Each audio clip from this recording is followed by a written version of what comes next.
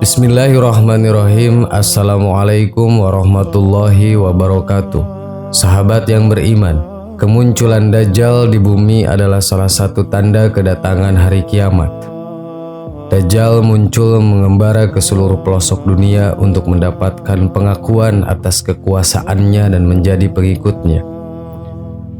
Secara bahasa, kata Dajjal berasal dari bahasa Arab Dajjala, yang bermakna menutupi sesuatu. Menurut Kamus Lisanul Arab, menutupi artinya sosok pembohong yang suka menyebar kepalsuan dan menutupi kebenaran. Dajjal adalah penyebar fitnah terbesar di seluruh muka bumi. Ia memiliki sejumlah pengikut dalam beberapa kelompok. Maka dari itu, perlunya sebagai umat muslim untuk berhati-hati agar tidak terperangkap dalam tipuan Dajjal. Salah satu dalil yang membenarkan kedatangan Dajjal pada akhir zaman kelak disandarkan dari salah satu sabda Rasulullah Shallallahu Alaihi Wasallam. Tidak ada satupun makhluk sejak Adam diciptakan hingga terjadinya kiamat yang fitnahnya lebih besar dari Dajjal. Hadis riwayat Muslim. Dajjal muncul sebagai sosok yang ahli dalam agama dan cerdas dalam ilmu pengetahuan. Oleh sebab itu, banyak orang yang tertipu dengannya dan menganggap dirinya sebagai Tuhan. Untuk itu, kita perlu memahami siapa saja yang termasuk pengikut Dajjal pada akhir zaman kelak. Berikut 6 pengikut Dajjal yang muncul pada akhir zaman. 1. Yahudi. Kala Dajjal membuat kerusakan dan menebar fitnah di muka bumi, terdapat kumpulan manusia sebagai pendukung utamanya. Dialah orang-orang Yahudi. Sesuai dengan surah Al-Maidah ayat 64, Allah Subhanahu wa Ta'ala berfirman yang artinya, setiap mereka menyalakan api peperangan, Allah memadamkannya, dan mereka berusaha menimbulkan kerusakan di bumi, dan Allah tidak menyukai orang-orang yang berbuat kerusakan. Ayat tersebut membahas tentang bangsa Yahudi, suatu bangsa yang suka membuat kekacauan di muka bumi dari zaman dahulu hingga sekarang. Dalil lainnya termaktub dalam sabda Rasulullah Shallallahu Alaihi Wasallam yang hadisnya berbunyi, yang mengikuti Dajjal adalah orang Yahudi dari Ashhaban atau Iran, dan jumlahnya ada 70.000 orang, dan mereka memakai tilsan yang menutup pundak dan badan. Hadis riwayat Muslim. 2. Setan dan jin. Golongan pengikut Dajjal berikutnya adalah setan dan jin. Kedua makhluk ini sangat senang menjadi pengikut Dajjal. Setan dan jin adalah salah satu makhluk yang sering menghasut manusia. Selain itu, dia juga membantu Dajjal dalam menghancurkan muka bumi ini. 3. Pelaku seks menyimpang.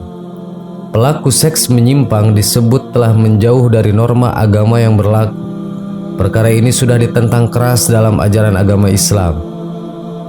Bahkan dari Abdullah bin Muhammad bin Aqil dan mendengar Jabir radhiyallahu an berkata bahwa Rasulullah Shallallahu Alaihi Wasallam bersabda, sesungguhnya perkara yang paling aku takuti pada umatku adalah munculnya perilaku kaum Lut. Hadis riwayat Tirmizi. 4. Pelaku perbuatan tercela. Pengikut Dajjal selanjutnya ialah orang-orang yang suka melakukan perbuatan tercela. Pelaku itu disebut akan menjadi kelompok orang yang mudah menjadi pengikut Dajjal lantaran suka bermaksiat, tidak mau berpuasa, mengabaikan panggilan azan, meninggalkan sholat, dan pemakan harta riba. 5. Wanita akhir zaman. Wanita akhir zaman juga disebut menjadi pengikut Dajjal karena memiliki keimanan paling lemah di bumi. Hal itu disebut dalam riwayat hadis.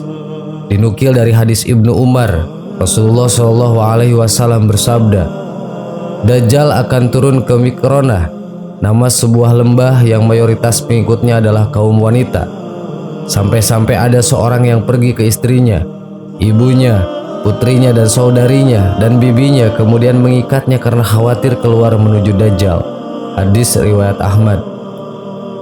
Bahkan diceritakan pula, orang-orang akhir zaman mengikat keluarganya yang wanita di tiang agar tidak mudah pergi menjadi pengikut Dajjal. 6. Kelompok Khawarij. Pengikut Dajjal lainnya ialah kelompok Khawarij. Ia adalah sekelompok yang mudah mengkafirkan orang lain karena tidak segolongan dengan mereka. Dikutip dari buku Membongkar Ciri Kaum Munafik, Tafsir Surah Al-Jumu'ah dan Al-Munafikun karya Said Ali Hamid, Syekh Nasir Makarin Sirozi, Syekh Ja'far Subhani, kaum Khawarij memang memiliki penilaian sendiri pada Al-Quran. Kaum Khawarij menjadikan ayat Al-Quran keputusan menetapkan sesuatu hanyalah hak Allah sebagai slogan. Mereka menafsirkan dengan pendapatnya sendiri, kemudian memerangi Ali bin Abi Thalib karena dinilai berseberangan dengan Al-Quran. Kisah kaum Khawarij ini juga disebut kemunculannya pada akhir zaman dalam riwayat hadis berikut. Akan keluar di akhir zaman sekelompok kaum yang pengalamannya kurang, pemahaman agamanya sedikit, akalnya bodoh. Mereka mendengung-dengungkan ucapan terbaik yang ada di muka bumi ini. Mereka membaca Al-Quran namun tidak melewati tenggorokannya. Mereka melesat dari agama sebagaimana anak panah melesat dari hewan sasaran. Jika kalian menjumpai mereka, bunuhlah mereka. Karena membunuh mereka ada pahalanya di sisi Allah bagi yang berhasil membunuh mereka. Hadis riwayat Bukhari. Sahabat yang beriman, itulah 6 kelompok pengikut Dajjal. Allahu a'lam. Wassalamualaikum warahmatullahi wabarakatuh.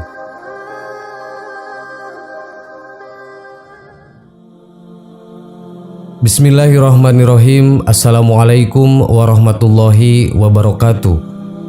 Sahabat yang beriman, sholat tahajud merupakan sholat sunnah yang dikerjakan pada malam hari. Sesudah mengerjakan sholat isya hingga terbit fajar dengan kondisi sesudah tidur meskipun hanya sebentar. Sholat tahajud dapat dikerjakan dengan rakaat tak terhingga. Waktu yang paling dianjurkan untuk mengerjakan sholat tahajud adalah pada sepertiga malam, yaitu selepas tengah malam hingga memasuki waktu subuh. Hukum mengerjakan sholat tahajud adalah sunnah mu'akkad, yaitu ibadah sunnah yang sangat dianjurkan untuk diamalkan. Perintah mengenai sholat tahajud dijelaskan pada firman Allah Subhanahu wa Ta'ala, Al-Isra ayat 79. Dan pada sebagian malam, lakukanlah sholat tahajud sebagai suatu ibadah tambahan bagimu. Mudah-mudahan Tuhanmu mengangkatmu ke tempat yang terpuji. Tidak sedikit orang yang bertanya surat apakah yang dibaca ketika melaksanakan sholat tahajud. Setelah membaca Al-Fatihah, bacaan surat pendek sholat tahajud juga tak ada bedanya dengan sholat lain. Namun terdapat bacaan surat pendek sholat tahajud seperti yang dilakukan Rasulullah SAW. Lalu, apa saja bacaan surat pendek sholat tahajud yang sesuai dengan sunnah Rasul? Kriteria utama surat yang dibacakan Rasulullah adalah surat-surat yang ringan. Ukuran surat yang ringan ini sangat subjektif bagi masing-masing orang. Membaca surat pendek yang ringan ini seperti difirmankan Allah Subhanahu wa Ta'ala dalam surat Al-Muzammil ayat 20 yang artinya, sesungguhnya Tuhanmu mengetahui bahwasannya kamu berdiri atau sembahyang kurang dari 2/3 malam, atau 1/2 malam, atau sepertiganya, dan demikian pula segolongan dari orang-orang yang bersama kamu. Dan Allah menetapkan ukuran malam dan siang. Allah mengetahui bahwa kamu sekali-kali tidak dapat menentukan batas-batas waktu-waktu itu. Maka Dia memberi keringanan kepadamu, karena itu bacalah apa yang mudah bagimu dari Al-Quran.